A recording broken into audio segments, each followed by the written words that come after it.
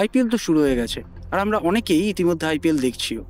তবে আপনি যদি মনে করে থাকেন ভারতবর্ষে প্রথম কোনো ক্রিকেট লিগ আইপিএল, তাহলে আপনি সেটা ভুল ভাবছেন। এর আগেও ভারতবর্ষে একটি ক্রিকেট লিগ ছিল। তবে কেন সেই ক্রিকেট লিগটা আর এক্সিস্ট করে না, চলুন জেনে আসি। 2007 সাল ইন্ডিয়া প্রথম টি-20 বিশ্বকাপ জেতে, আর এই সমস্ত কিছুই ভারতবর্ষের মাটিতে বসে লক্ষ্য করছিলেন জি টিভি এবং এসএল গ্রুপের কর্ণধার এসসি গোয়েঙ্কা, সুভাষচন্দ্র গোয়েঙ্কা।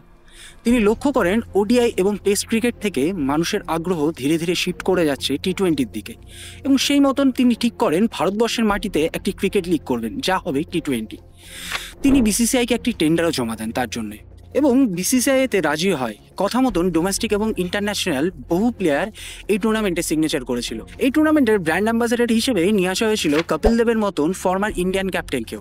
আরও ইন্টারেস্টিং ফ্যাক্ট, পাকিস্তান এবং বাংলাদেশ থেকেও দুটো দল তৈরি করা হয়েছিল। তাছাড়াও পুরো বিশ্ব থেকেও একটা টিম তৈরি করা হয়েছিল। তবে দুটো সিজন চলার পরেই ইন্ডিয়ান ক্রিকেট লিগ অর্থাৎ আইসিএল বন্ধ হয়ে যায়। কিন্তু কেন?